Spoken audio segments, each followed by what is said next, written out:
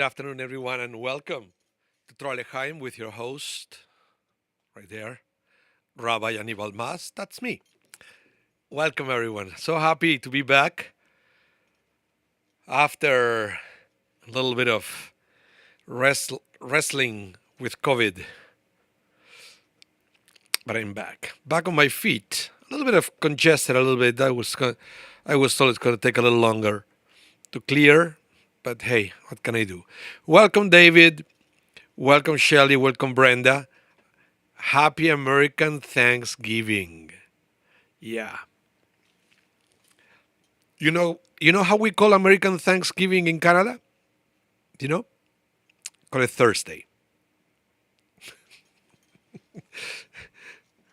Yeah. Too bad it's a different time, so we cannot celebrate together, but it is what it is. It is what it is. But every day in Judaism is Thanksgiving. That's why we the Jews are Yehudim. You know where Yehudim, the word Jew, come from? From Judah. Judah, Yehuda, come from lehodot, which means to give thanks. So a Jew should give thanks every day. For a Jew, every day is Thanksgiving. At least should be. Should be in the essence of our name. And yeah, we eat, the tradition, and this is funny, the tradition to eat turkey for Thanksgiving. And, I mentioned lehodot, Yehuda. You know how you call, how you say turkey in Hebrew, by the way? You know how you say it? Hodu. Hodu. Same root. Same root of giving thanks. So there you have another connection with the turkey and the Jewish Thanksgiving. Lehodot and turkey is Hodu. Don't believe me? Check it out. Check it out. But today we are going to go back to study the weekly Parsha. And it's good. It's good to go back into the cycle of the Torah readings. And we started the cycle from the very beginning with Bereshit, with the Genesis, the creation. We studied a little bit about Abraham and Sarah. Now, little by little, we are going to be switching to the next generations. This morning, it's going to start switching towards, you will see the end of the life of Isaac is coming, and then it's going to be all about Jacob, and so forth. It's a fascinating story. So, again, welcome everyone, and I hope you're having a great day. Here in Winnipeg, it's snowy. It's snowy. I don't know where you are, and I can tell you right now, it's, according to my phone, it's minus 10 Celsius. It feels like minus 20. I don't know how much is that on Fahrenheit, but it's pretty cold. Pretty cold. Not inside Shari Zedek, not inside the building, but outside. Okay, welcome Amparo. Welcome to the class. I'm going to bring the first slide and we're going to start studying together. Where I have it here. Yeah. Let's study a little bit about this, okay? So remember that eventually everybody knows about the story of Jacob and Esau, the two twin brothers, that they were fighting each other even before they were born. Okay, eventually we're going to study that. By the way, people don't study, or usually don't remember, not that they don't study, people usually don't remember were all the challenges that Isaac and Rebekah had before they were able to have these two children. It wasn't an easy process for them, as it wasn't for any of the patriarchs and matriarchs. Isn't that interesting?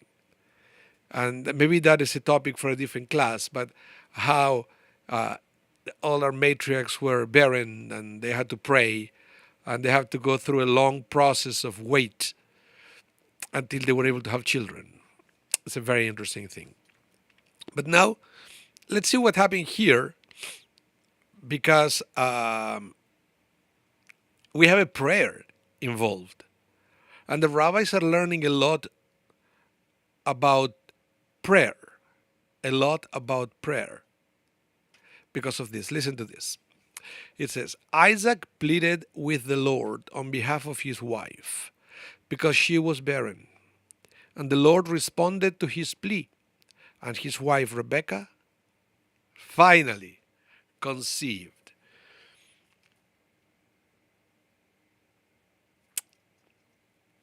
There are many things that the rabbis are going to say about this, but let me say something. Um, I don't know if this was the first time that actually Isaac prayed to God. We don't know. But this time, when it said that Isaac prayed on behalf of his wife, that basically God made this happen. Okay? It's very interesting. And we're going to see what the rabbis say about this. David Grossman, you say, Leah had, let me see. Leah had numerous children, but only one female. Yeah, she had numerous children until one point. Okay? Eventually, God stopped that process for a while because she started to get cocky, remember? Because Rachel, she probably was the arrogant one because she was the one that Jacob loved the most. Remember that? She's the one. Jacob wanted to marry Rachel from the beginning, and then there was this trick played on Jacob, and he ended up marrying Leah instead, but through trickery. So it's almost like the way God was dealing with their arrogance was through their ability or inability to have children. And again, this is a very complex topic and why God was using this as a bargain chip, right? Oh, really?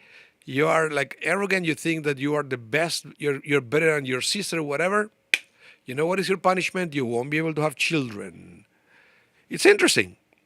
It's anyway.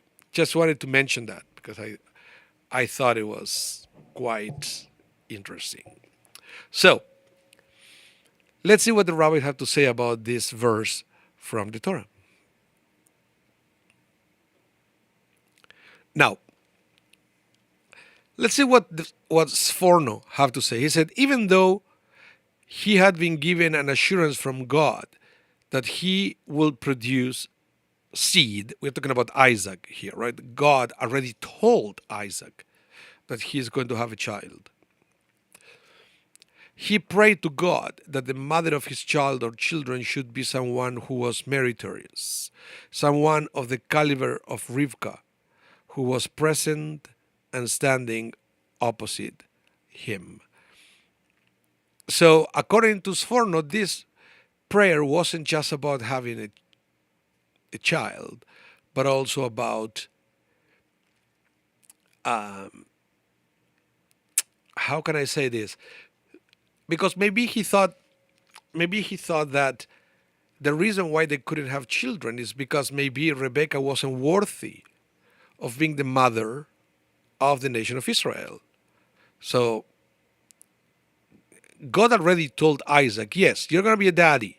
You're going to have a child. But then Rebecca cannot have a child. So what he was thinking is it this maybe because Rebecca is not worthy and maybe I should marry somebody else or to get somebody else the way my father did, remember, with Hagar.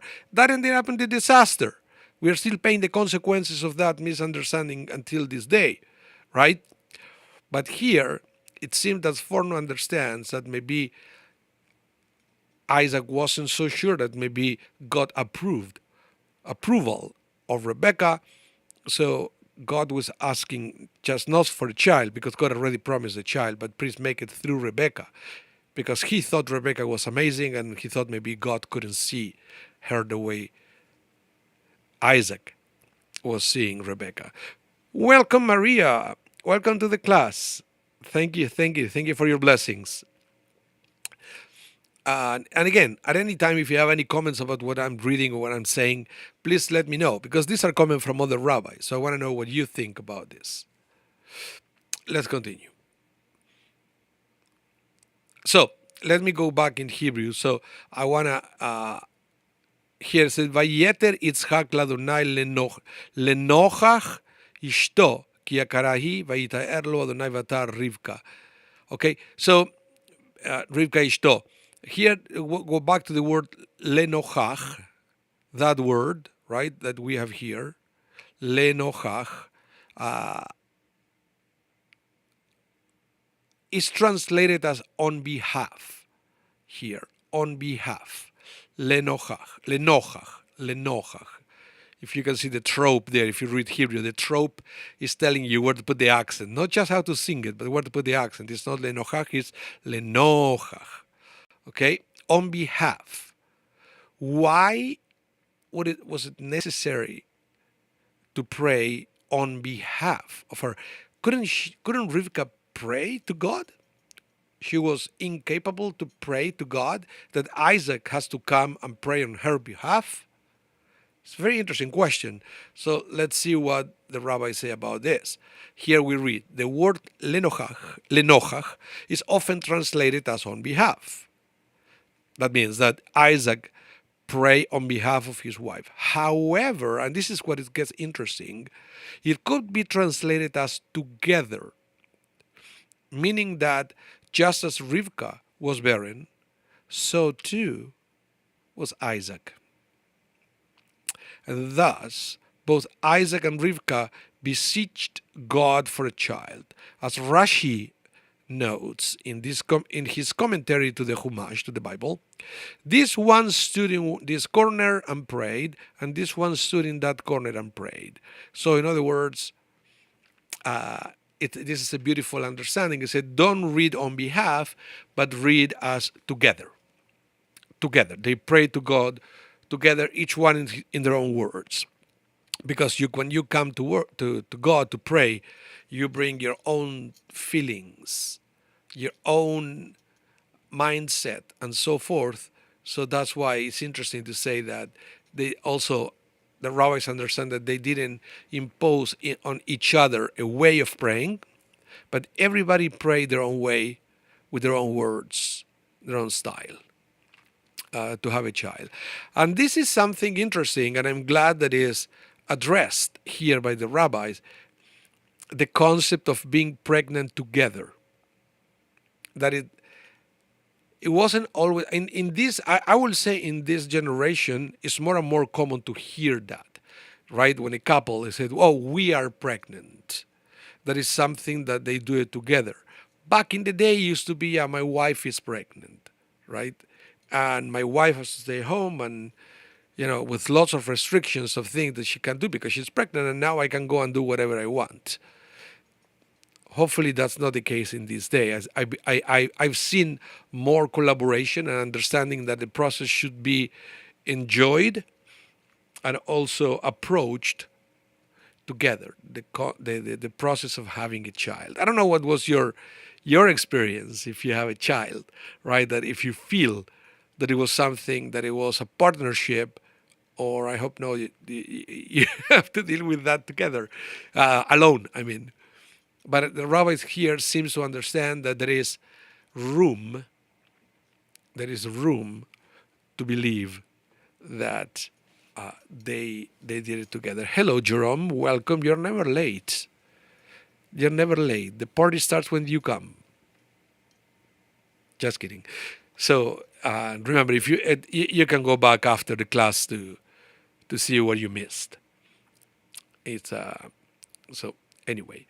We are talking about the prayer of Isaac to God to have a child, okay? And how all our patriarchs and matriarchs had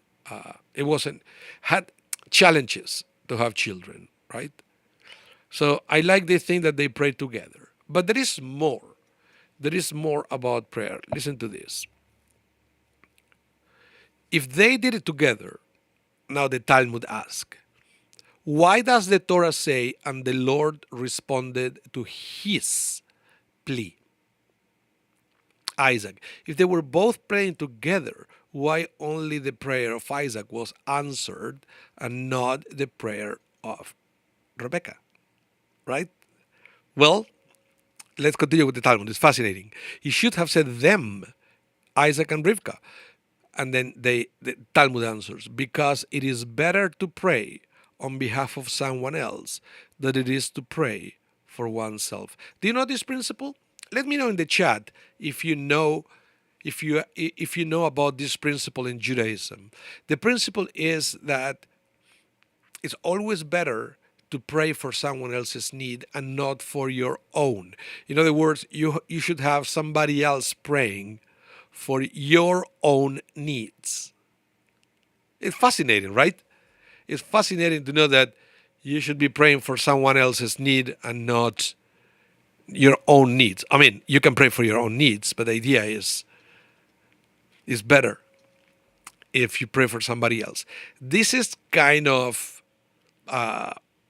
pretty obvious and evident when we pray for healing, right?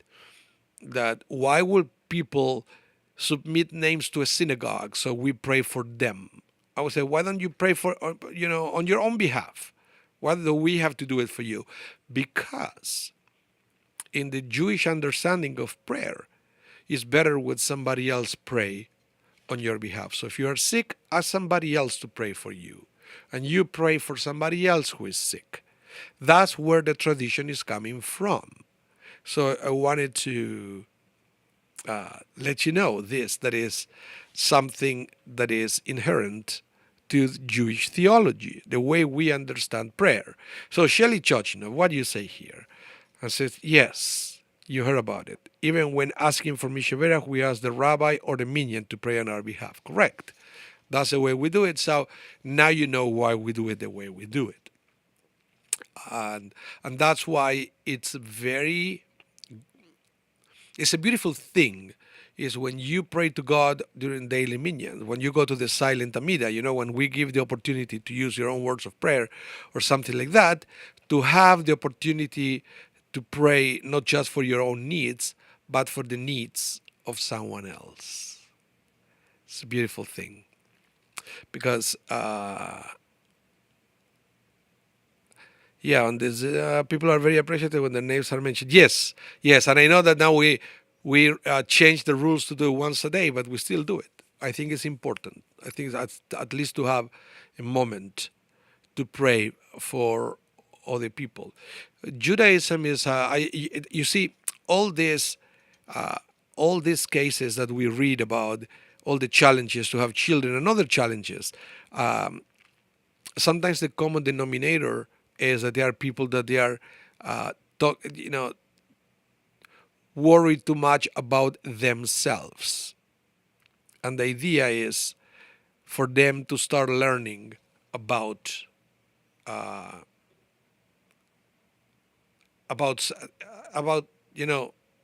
to relate to other people, okay, not just themselves. Very good. Very good. Shelley, also even for a safe journey, etc. Yes, that's why, of course, we pray. When you take a long trip, the right thing to do is to pray a prayer that is called Tfilat HaDerech. It's one of the few prayers that is in the first person because it's about you and your journey. But it's also a tradition, if you can, to come to synagogue so the congregation will pray also for your safe journey. In this day and age, that was pretty much reserved for trips to Israel. But if you want, you can do it for other people as well. And the other tradition, let me tell you something, or maybe you didn't know this. That is an old Jewish tradition to protect travelers. It's almost like okay, I don't want to say. Let me explain how it is, and then you will decide if you like it or not. Okay, the way we protect travelers is to make the traveler a sheliach mitzvah. You may be wondering, what is a sheliach mitzvah? Well, sheliach comes from lishloach, means to send as an emissary, or messenger, or emissary. Mitzvah, okay, Mitzvah is a commandment. When you fulfill a commandment. So, for example, if I appoint you to fulfill a mitzvah on my behalf, because I can't,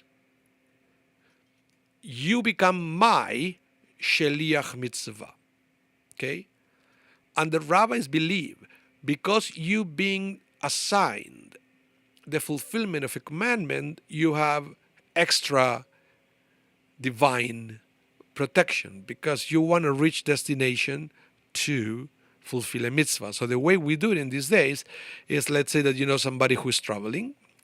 You go to the person and you give them, I don't know, $20, and you said, I would like to make you my shaliach mitzvah. Take this $20 and then please make a donation on my behalf at your destination. Do you know that one? There are some synagogues that they do it with each other, that they make each other shaliach mitzvah as a way of feeling that you have this divine protection because you have to be alive at destination because you have to fulfill an important mitzvah like tzedakah for somebody else.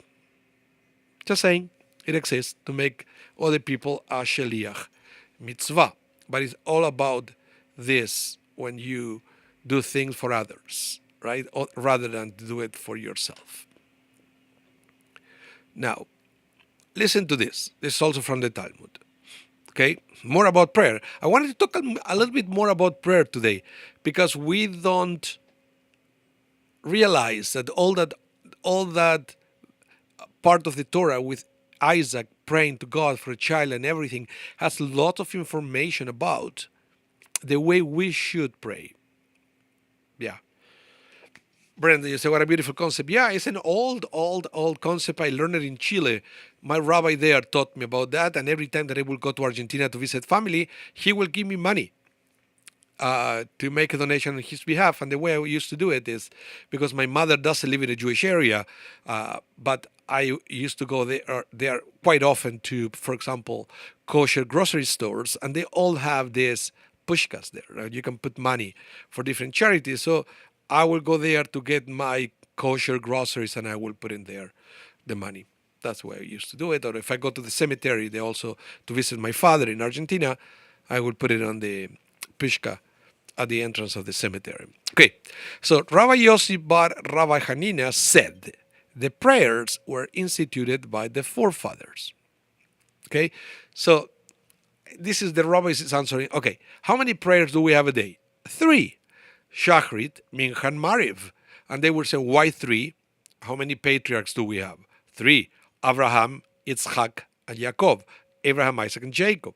So the Talmud is saying here, Rabbi Yosef by Hanina said, the prayers were instituted by the forefathers. Abraham established the morning prayer.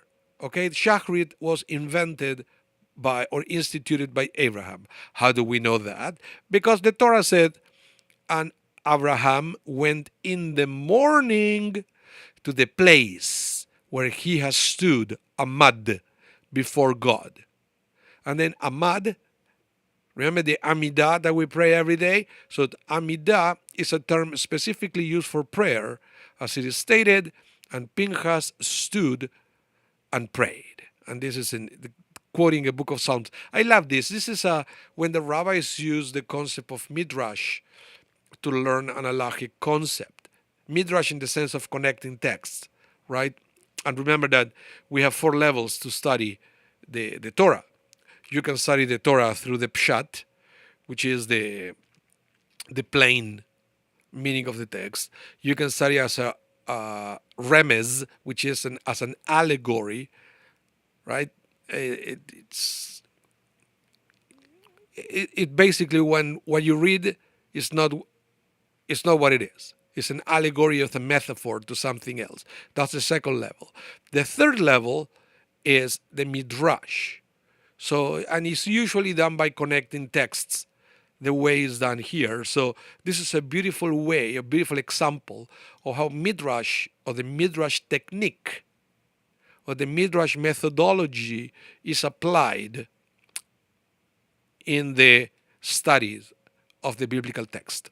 Okay, so the Talmud is using that because it said here, how do we know that Abraham instituted Shachrit, the morning prayers, because the Torah says, and Abraham went in the morning to the place, okay? Uh, which is also interesting because that is also the biblical source to justify people who always sit on the same seat in the synagogue. Why? Because Abraham went to the place with capital T. Okay, it's implying there that Abraham went always to the same location, to the same place to pray to God. And how do we know that he went to pray? Because it said that he went there, he stood, Amad, before God. What do you mean standing before God, praying? How do we know that? Connecting it with the verse of the book of Psalms, okay? Brenda Grossman, what do you say? Pushka, now we have the blue box. The blue box was referred to Pushka, regular Shabbat. Yeah. Pushka means the tzedakah box, right? Or any, even if you use it to save money for yourself, I guess is a Yiddish word, so you still use Pushka. Okay. So yeah, let's continue. Now Isaac established the afternoon prayer, mincha. Why? Because it says, and Isaac went to meditate, lasuach. That's the word used to say meditate, lasuach, in the field when just before evening, the end of the afternoon. Okay, still afternoon. That's why basically the rabbi said that mincha is better if you pray the mincha service towards the end. Why? Because what happened here with Isaac, that he went to the field to meditate, okay, just before the evening. So it's more meritorious if you do mincha kind of late. Just saying, this is the way it's understood from the text. Okay, now lasuach, meditate, is understood also as sicha, which sicha in Hebrew is conversation, but it's an expression specifically used for prayer. So conversation with God, not any conversation. Because why will Isaac go to meditate to the field or go to have a conversation in the field? Doesn't make any sense. I guess even in this case, the context is giving you a clue that he went to pray to God. Okay? To have a conversation with God, if you want to understand it that way. So, and also said the Talmud that Jacob, established the evening prayer, as it says, and Yaakov Va'ifga reached the place and he slept there because the sun has set. So, first thing you understand from that verse, it was night because the sun had set. Okay? And the word used is Va'ifga. The word used to tell us that he reached the place. Okay? And Pegi'ah is a term specifically also used for prayer. Okay? So, what it says, Va'ifga, and it also used the word makom, but in that case also some rabbis understand makom is one of the names of God. So, he reached the makom, he reached God. And so that's why it's understood that Jacob prayed to God before going to sleep. So it was at night, so he instituted symbolically the evening prayers. So this is to let us know, in other words, that every time of the year is proper to pray. I guess this is how everything started, because otherwise you will say, if the only reference we have about prayer in the Torah is Abraham praying in the morning, so you will think, okay, so the only time we are allowed, or the only time we should pray to God is in the morning. Or vice versa. If the only source we have in the Torah is Jacob praying at night, you may think that the only chance we have to reach God and to pray to God is during the night. But by the Torah, and by the Talmud, pointing out that the patriarchs, the three patriarchs, prayed morning, afternoon, and evening, this text is empowering us to pray to God at all times, that we don't have to wait for a specific time of the day to pray.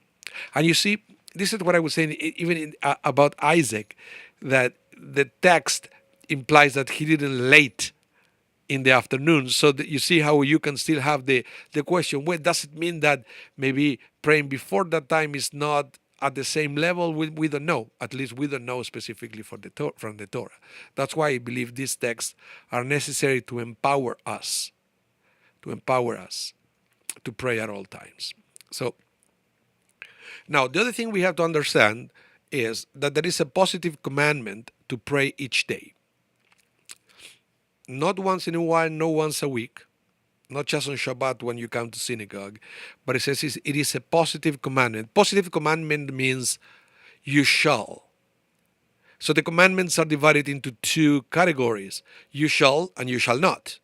So you shall, they are called mitzvot aseh, or positive commandments.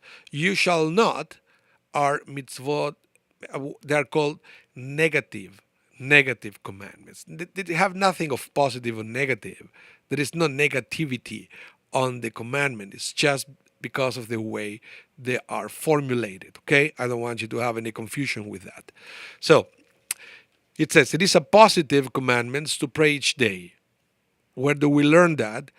Because it is stated in the Torah, in the book of Exodus, and you shall serve the Lord your God.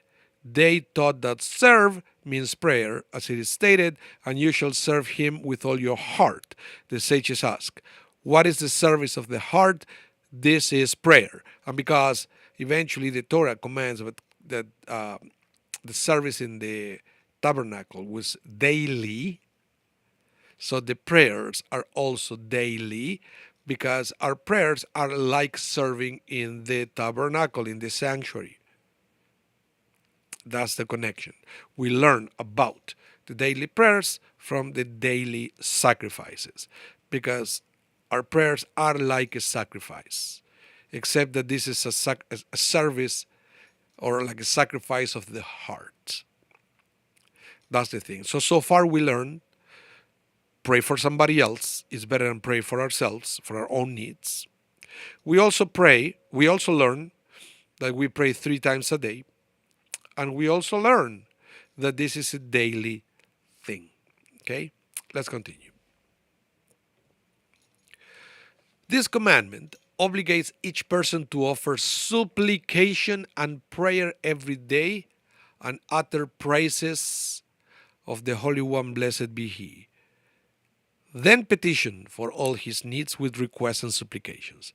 And finally, give praise and thanks to God for the goodness that he has bestowed upon him, each one according to his own ability. So this is basically a two-folded explanation that Maimonides is saying.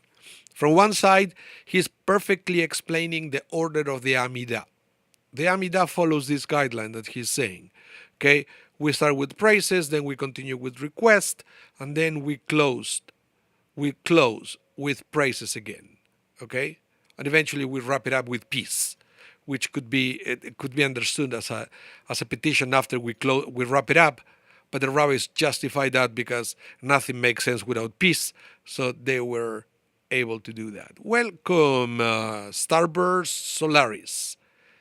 Can we? I don't know if you ever said your name. If you did, I can't remember. So if you want to tell us your name, you can do that so I can forget again because I have a terrible memory for names. So welcome to the class. So this is the thing. So basically saying this is the way the rabbis wrote the Amidah, following these guidelines. Now, what Maimonides is saying here is, even if you pray alone at home, you still have to follow this guideline. Okay, this guideline. So basically, you start praising the name of God, and you start acknowledging the mighty power of God. Why do you do that? Because if you don't believe that God has the power to answer your prayers, why do you waste your time praying? Right? So if you do believe that God has the power to answer your prayer, Say it out loud. Before you say to God what you want or what you need, start by saying, God, you're so powerful. Thank you, God, for all the times that you met my needs in the past. I'm very grateful for that. I'm very thankful for that. That constitutes a little bit of praises to the name of God. And then you go to say, God, because I know you can do all that, listen to my prayers. This is what I'm going through today. Boom. You go with everything. And then when you finish telling God everything that you want or what you need, then you wrap up again with more praises and more words of thanksgiving to God before you complete your prayers. How do you do your prayers? Remember, you have to say it not necessarily loud. In fact, the rabbi said that the best way of doing it is through a whisper. Why not loud? Because we enter into the territory that you may believe that unless your voice is loud, God won't be able to hear you. And that constitutes a pagan understanding of God. Okay? We believe that God can hear your whispers. So you will say, okay, so why don't I do it even better? Instead of whispering, why don't I simply think about my needs? Because in Judaism, that's not the way we do it. We don't think, because we believe that the voice is what creates. The voice is what creates, not the thought. Thought is the first seed, but it eventually has to become a voice. So you have to say it with a voice, audible voice, but it doesn't have to be a loud voice. In fact, it should not be a loud voice. Okay? Unless the rabbi said it is because you are outpouring everything in your heart with passion. And then, of course, don't start thinking, oh, it's too loud. Somebody will think that I don't believe that God. Well, no. Just let yourself free and do it your way. But don't do it loud because of the thinking that if you don't do it that way, God won't hear you. Okay, that's not the way it works. Any questions, any comments? Would like to hear you.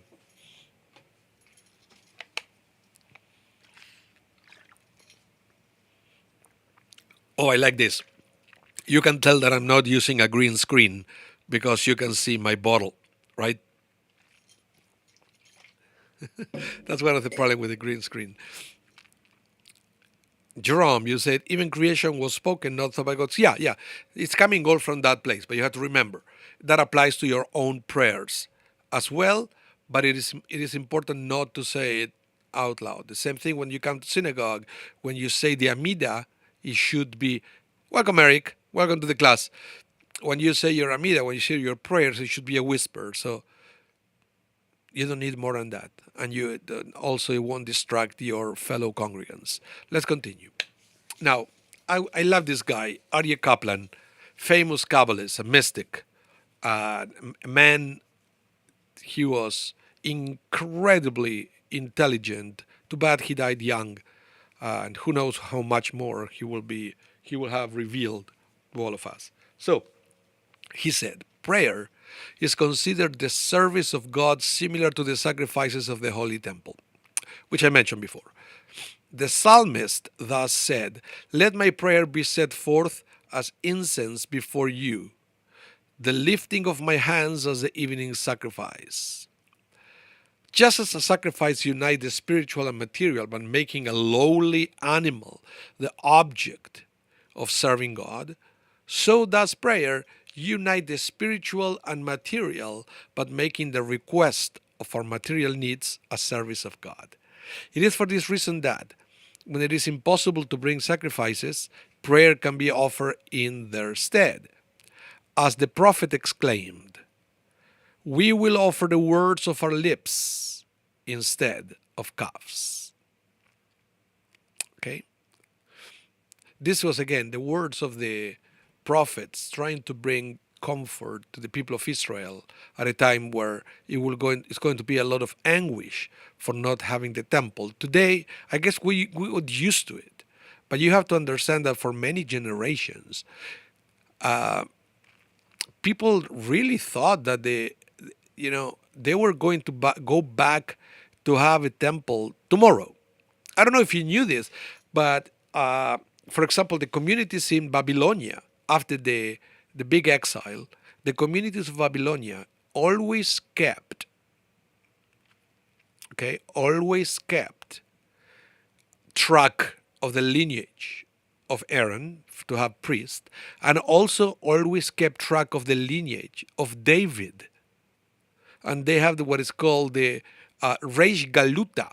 The Reish Galuta was the exilarch. In this day and age, will be something similar to what in the UK has the chief rabbi. Okay, so Reish Galuta will be the one talking to the authorities, but also the Reish Galuta had to be somebody from the house of David, because if we will go back to Israel tomorrow, we'll have not only we can rebuild the temple, we have priest, but we also have a king. So Babylonia was keeping track of that, because so there was such was the anguish of not having the temple and not having the kingdom. Big thing. Today we don't think in these terms anymore, but this was written also. All this concept came at a time, like Hosea, who said, one day you won't have the temple, don't worry, you can pray to God and it will have the same effect. Very important. Now, let's continue. Thus, formal prayers were ordained in place of the regular daily sacrifices performed in the temple in Jerusalem, which themselves were accompanied by prayer and song. So basically what Aryeh Kaplan is saying here is that, also don't believe that back in the days all they did was to sacrifice animals. God, no. They also accompanied the sacrifices with prayers. Otherwise, why would you bring an animal to the temple? Right? You will use that opportunity to feel the stronger connection with God and to elevate some prayers at that time. So there was the precedent of prayer. It wasn't just the sacrifices. So moreover, the prayer of a sincere heart is better than any sacrifice. As the psalmist also exclaimed, I will praise the name of God with a song. I will exalt him with thanksgiving, and it shall please God more than the offering of an ox. Why? Because the sacrifice is a mechanical thing. You can just, big deal, you bring a sacrifice, anybody can do that. But being able to articulate what you want to say, it takes a different kind of emotional preparation and emotional openness. So that's why the rabbis say, don't cry too much about the fact that we don't have sacrifices, because we have prayers. Now, the problem is, if you don't feel that you replace the sacrifices with prayers. Because what's happening in these days, the sacrifices are not there anymore, but neither are the prayers. Right? I mean, prayers in the sense that you separate a time of the day to do it. The same you will do it if you have access to the Temple of Jerusalem. I think it makes us think about if we really replace the sacrifices with prayer, or for some people who would simply discontinue the sacrifices, but they were never replaced, because prayers are not part of our life anymore. Unless you come to synagogue, or unless you're a person who does dedicate time for prayer. I don't know. Maybe you are. Let's continue. Now, I want to talk more about the concept of prayer. How do we say prayer in Hebrew? It's tefillah. Tefillah. So when you come to synagogue, you come to synagogue lehit palel. That's the verb we use to pray. Okay? Lehit palel. And now this is a very interesting word. Why was this word chosen to represent our prayers? Let's see. Let's see what Rabbi Shimshon Raphael Hirsch has to say about that. Hitpalel, from which tefillah is derived, originally meant to deliver an opinion about oneself. Okay? To judge oneself, or an inner attempt to at so doing, such as the hitpa'el, reflexive form of the Hebrew verb frequently denotes. So let me explain here what the rabbi is saying. He said, lehit palel, okay, is the reflexive form of the verb. So the root of the verb is pilel, pei lamed lamed in Hebrew. So we said lehit palel is a reflexive form. That means that is something that happens to you. For example, to get dressed, because you do it on yourself, to get dressed, it's lehit labesh. They all start with lehit. Lehit palel, lehit lavesh, for example, okay, to get dressed. So it's just very interesting. And because if prayer means your connection to God or something that you say to God, why the verb will be reflexive, something that has an impact on yourself, okay? Because you can understand now how the word or the root pilel, right, is used also to deliver an opinion, to judge, or to judge. So lehit palel basically means that you are giving an opinion of yourself or you're judging yourself. And perhaps that's the whole idea of the concept of prayer, even before you tell God what you want. It has to be some kind of self-assessment on yourself. So let me continue. Now that I presented to you this introduction, let me continue. Thus, it denotes to step out of active life in order to attempt to gain a true judgment about oneself, about one's relationship to God and the world to oneself. In English, we call tefillah prayer. But this word only incompletely expresses the concept to pray. I mean, to ask for something is only a minor section of tefillah. Because you can ask for something only after you realize what you don't have.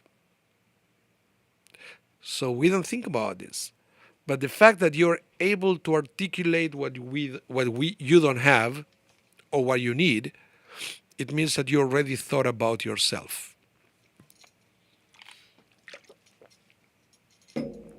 Wonderful concept. Tell me what you think about this.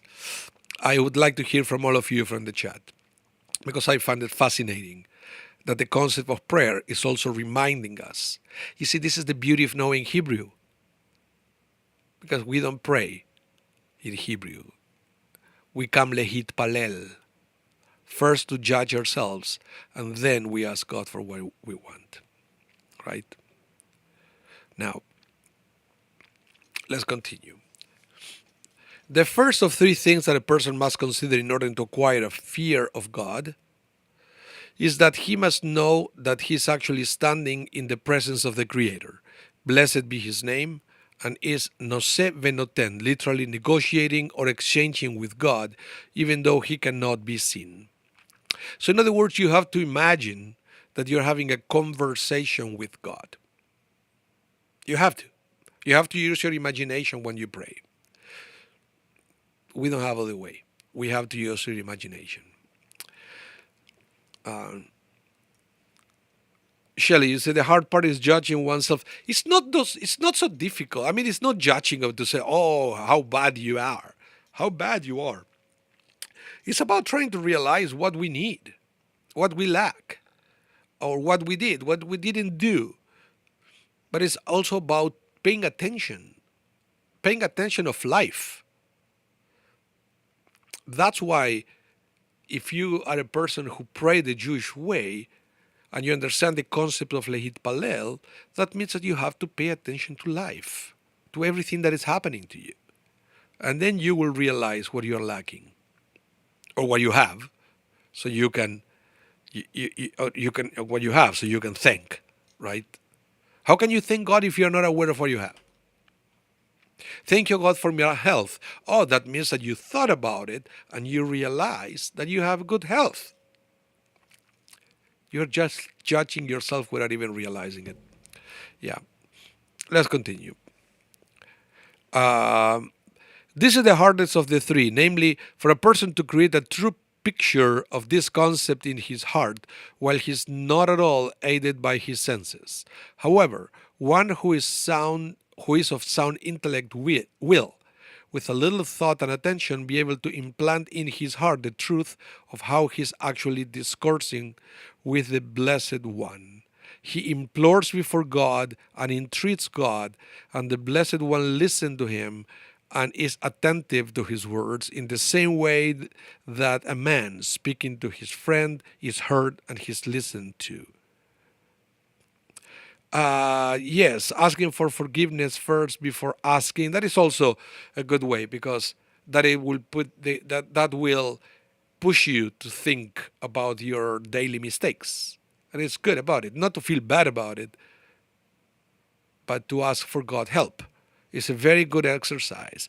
But here it's interesting because Rabbi Lutzato, he was saying that even for this amazing rabbi, for him to constantly stay focused, understanding that you are in front of the best friend you have, that is God, and that friend is listening to you. It is an extremely important part of the prayer.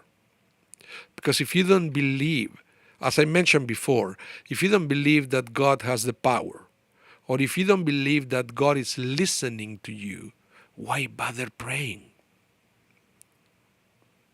If you pray to God, at least do the effort to try to picture God's power and try to picture God as your best friend listening to you.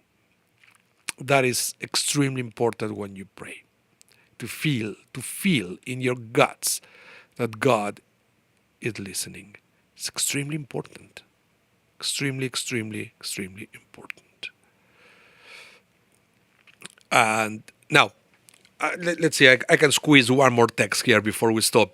It said the number of prayer is not decreed by Torah law. Okay? The wording of the prayers is not decreed by Torah law. And the prayer does not have prescribed times decreed by Torah law. Okay? So in other words, this is all the concept of the services and the Siddur and everything. It's was a creation of the rabbis. Okay? So if a person was fluent in prayer, he will make many supplications and requests in their own way. But if it was difficult for a person to pray, he will pray what he could and at a time he wished. Similarly, the number of prayer that a person will pray depended upon his ability to pray. Some people will pray once a day and some twice daily and others even several times. And everyone prayed in the direction of the temple in Jerusalem from wherever they stood. This was the practice from Moshe Rabbeinu until the time of Ezra. So from Moses to Ezra. Why Ezra? Because at the time of Ezra, all this started to become more structured. And it was not up to everybody to do it their own way, but the Siddur was kind of, the prototype of the Siddur was created, and then the rabbis decided that it's going to be 3 times a day and so forth.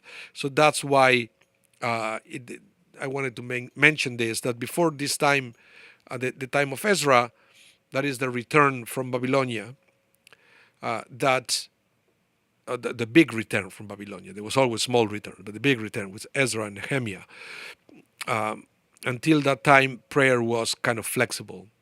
This day and age, we have Siddur, we have a prayer book. We use the words there, but we are also encouraged to use our own words outside the services. So in other words, we should try to follow the service when we come, and when we go into the silent Amida, that we give people the opportunity to use their own words of prayer if they want, but the best way is use the words of the Siddur for the service, and then after the service is over, that time use your own words to pray to God. Okay? So, that's all the time we have, guys. So thank you so much, everyone, for coming, for tuning in. It's just great. great to see you all again. I love my faithful following for this class. It's a great thing for me to come every Thursday to share this virtual classroom with all of you. And I hope to see you all next week. Okay, next Thursday. And if you missed any of this class, don't worry. After after I stop the stream, you can replay from our channel, or you can wait until tonight at 8 p.m. Central, where the whole class is going to be rebroadcasted, so you can follow it live again the way we did with this class if you feel like the evening time better. Okay?